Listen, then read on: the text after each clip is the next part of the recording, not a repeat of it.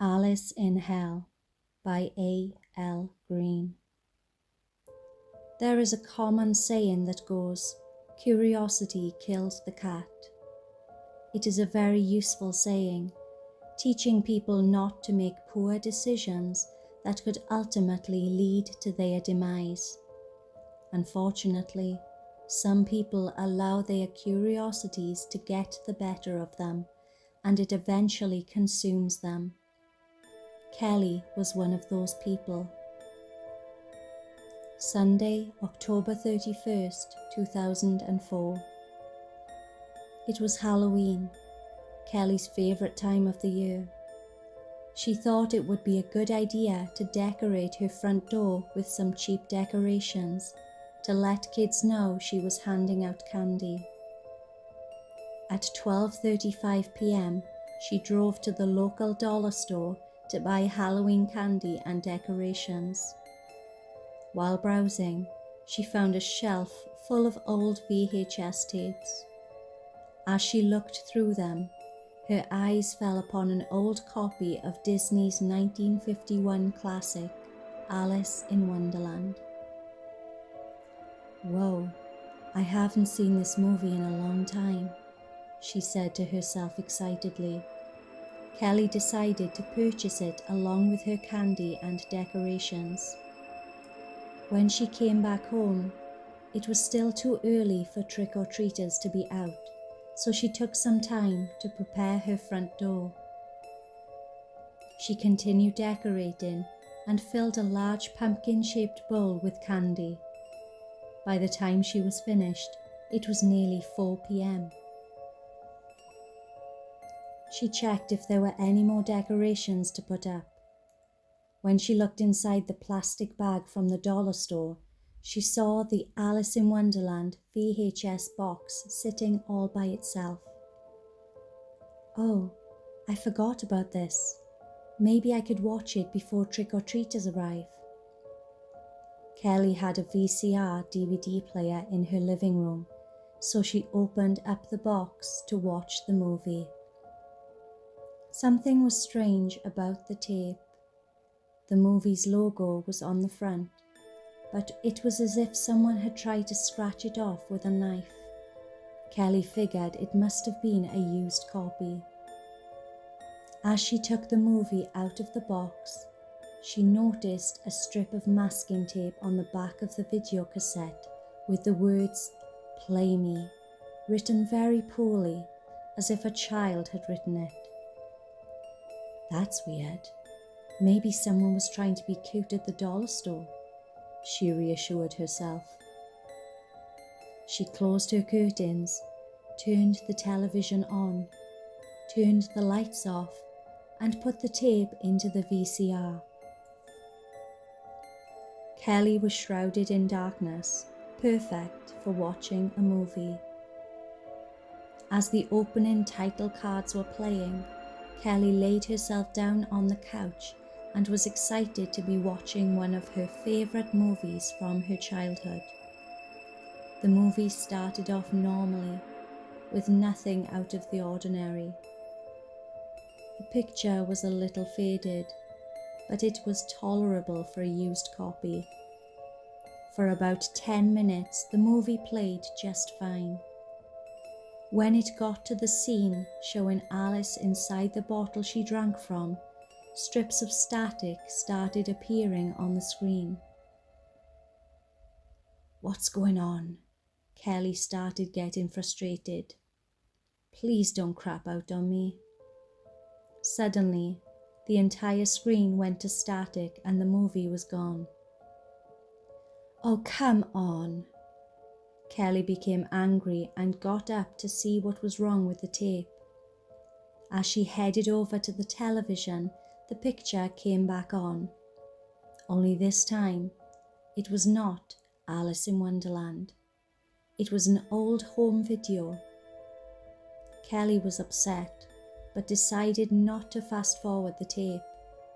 She was curious to see what the previous owner could possibly have recorded over the movie. The picture quality was not very good. The footage looked like it came from a 1970s home movie camera. The video was of a small group of children gathered around a table with a little girl sitting at the end of it. She had long auburn hair and she wore a dress similar to what Alice wore. They were all singing happy birthday to her, and someone, most likely her mother, brought a cake out with lit candles and set it in front of the girl. As she blew the candles out, everyone started cheering. Kelly thought it was strange for someone to record this girl's birthday over the movie, but she kept watching to see what would happen next. As she made her way back to the couch, the video jumped to the children chasing each other in a game of tag out in a large field. After about 2 minutes of tag, the video suddenly cut to static. It made Kelly's heart skip a beat. She laughed it off and continued watching the movie. After a few seconds, Alice in Wonderland was playing again. It started as Alice left Tweedledum and Tweedledee in the woods. For a few minutes, nothing happened with the movie. When Alice met the talking flowers and listened to them sing, the video cut to static again. As the picture became apparent, it showed the same children from earlier playing Ring Around the Rosie with the birthday girl in the middle of them. They were in the same field that they were playing tag in moments before. The camera filming it all was at a high angle, possibly from a 2-story window. Unlike the previous video segment, this one had no sound. The children were constantly spinning around the little girl, holding their hands together in a giant ring. After about a minute of silence, Kelly could barely hear children's voices whispering simultaneously. This is what she heard. Ring around, dear Alice, her heart is filled with malice. Alice, Alice, she soon shall die. Kelly was disturbed by the horrific rhyme. The video suddenly cut off with loud static. Kelly gasped and held her hand to her chest. She thought it would be wise to stop watching the movie, but she felt that she just had to know what was on the rest of the tape. As the movie came back on at the scene where Alice meets the blue caterpillar, Kelly sat herself up and continued watching. The video continued playing normally until it got to the Mad Tea Party. Before the Mad Hatter and March Hare could sing A Very Merry and Birthday, the video jumped to static again. Kelly felt a lump forming in her throat. There was sound this time, but the image was distorted and hard to distinguish. Kelly could hear a little girl's voice. Mommy, I'm not lying. There's a monster that hides in my room. I can't sleep because it watches me at night. Please, you have to believe me. She seemed very upset, almost to the point of tears. I am sick of hearing this, her mother said angrily. You are 8 years old. There are no such things as monsters. You should know better. But Mommy... That's it. I've had enough. Her mother screamed at the top of her lungs.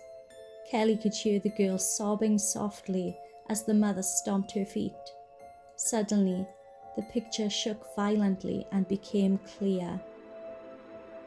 The video was of the little girl sitting in a chair staring at the floor. She had tears rolling down her face and looked as if she had been beaten. Bruises covered her arm and face. Mommy, what are you doing? At this time, the girl looked very worried, dreading what her mother was about to do. In a few moments, her mother walked towards her, her head cut off by the edge of the screen. In her hand was a small knife. Kelly's heart pounded in her chest, but she couldn't take her eyes off the screen.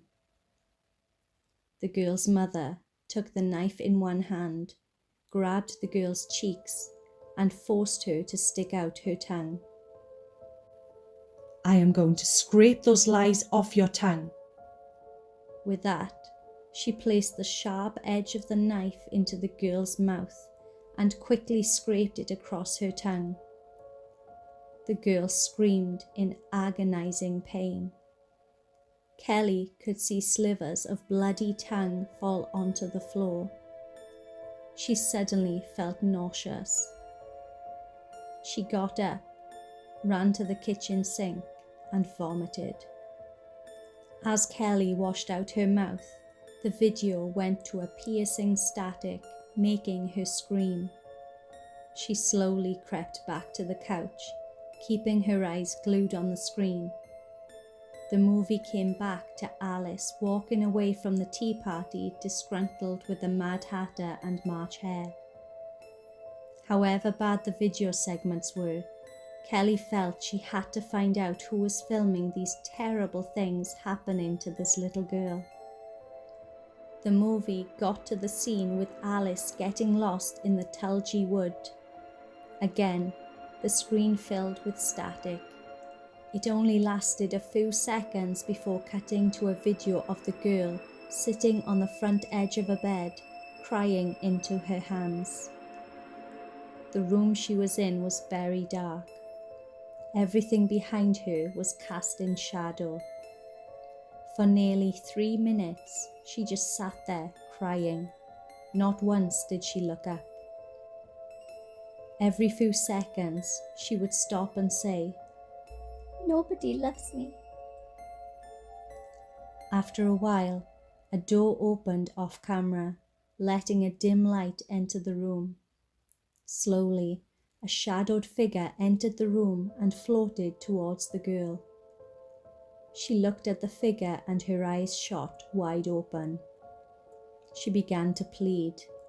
No, please.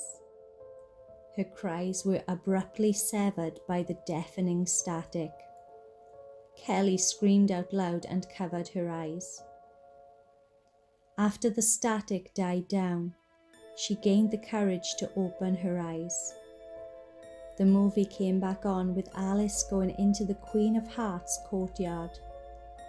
All the bright colours and silly moments of the film could not stir Kelly out of her deep-seated fear. Kelly began to gain hope that the hellish video segments were over and she could watch the rest of the movie in peace. As the trial scene approached, the picture gradually faded to static. Kelly's heart dropped and she started sobbing. This time, the static lasted over 2 minutes. Kelly's heart raced in anticipation of the upcoming video. When the static disappeared, there was nothing. The living room was filled with a deafening silence. Kelly became short of breath and started hyperventilating. For several seconds, there was complete silence. Kelly thought the movie was over, but the tracker on the VCR said the tape was still playing. After a short while, Kelly could hear something. It sounded like children whispering. She could not make out what they were saying. Kelly panicked when she noticed a dark picture slowly developing on the screen. It was a photo of the little girl sitting on the edge of the bed again, secluded in darkness. This time, she was not crying. She was staring straight at Kelly through the screen. Her eyes were bloodshot from so much crying. The look on her face was of pure horror, her eyes shouting, "Help me." The only light in the girl's bedroom seemed to be coming from the glow of Kelly's television. The image was so clear that they could have easily been sitting in the same room. Kelly could hear the little girl crying again. However, she was still glaring at her through the screen, not moving an inch. As Kelly looked past the girl's shoulder, she made out what appeared to be a faint set of crooked teeth fixed in a smile. The teeth appeared to be human, but were elongated and stretched out too wide to be from an actual person's mouth. Voices joined in like a maddening chorus. Voices of all kinds could be heard whispering, Off with her head. Off with her head. Off with her head. Off with her head. Over the next minute, the little girl's crying and the voices grew louder and more hysterical. Kelly had to cover her ears. Suddenly, everything fell silent. Her heart pounded as she uncovered her ears. One final, deep voice said menacingly, Off with her head. Static flashed over the image for a fraction of a second. The picture began to move. The little girl's head slowly fell forward as if she was going to cry again. It drooped lower and lower until it rolled right off her shoulders and onto the floor. The instant her head fell off, her blood-curdling scream filled the room as Kelly covered her ears in terror. She screamed as loud as she could until the video cut to static one last time, and the ending credits of the movie started rolling. Kelly could not speak. She was traumatized as she stared at the blank screen. By this time, it was 5:15 p.m. As Kelly slowly started to get up, she kept her eyes on the screen to make sure nothing else was going to show up on it. Her concentration was broken by the sound of her doorbell ringing. She screamed and shot her head around to see her front door. Just breathe, Kelly. You are all right. Everything's okay. Just relax. Kelly collected herself, turned on the lights, then headed for the door. It's just an early trick-or-treater. Before opening the door, something told her to look through the peephole first. When she did, what she saw froze her. On her doorstep was a little girl with her head down. She was wearing an Alice dress. Calm down, Kelly. You're just a little freaked out from the movie. It's only a kid in an Alice costume. She grabbed the candy bowl and opened her front door. When she got ready to hand out the candy, she dropped the candy bowl in horror. The little girl had vanished. Kelly trembled terribly as she picked up the candy, put it all back into the bowl and slammed the door behind her. You have to relax, you're just seeing things. When she put the bowl back down on the kitchen table, the television cut to a loud static. Kelly screamed and turned towards the living room. Tears rolled down her face. Written on the wall above the television in blood were the words, "Off with your head." Kelly frantically tried to get out the front door. The door was locked. Suddenly, she could hear something clawing at the door violently, like a bear. She looked through the peephole again. She saw nothing but black. As if a fuse broke, all the lights in her house went out at once. She was submerged in total darkness. She could see absolutely nothing except At the end of the narrow hallway, there was something near her bedroom door. It was a faint set of gnarled teeth fixed in a smile. Kelly was paralyzed with fear. Who's there? The smile slowly floated towards Kelly. She tried to run away, but found herself unable to move. In a moment, the shadow monster was right in her face. She could smell the horrible stench of rotting flesh on its breath. It whispered to her, Off with your head. Later that same night, a girl by the name of Abby Lawrence had just finished trick-or-treating in her fairy costume. She was 10, and her mother let her go by herself with her friends for the first time. She and her mother lived about a block away from Kelly. When she returned home, her mother gave her a big hug and helped her get ready for bed. Did you have fun trick-or-treating with your friends, Abby? Yeah, my bag is full of candy. It will probably last me until next Halloween, said Abby. I'm glad you had fun, sweetheart. Hey Mom, you've got to see this. Abby ran to her bag of Halloween candy and pulled out a copy of Disney's Alice in Wonderland on VHS. Where did you get that? Her mother asked. One of the houses I went to had it in a candy bowl. The bowl was empty, but this movie was in it. She could barely control her excitement. Can we watch it tonight? Pretty please?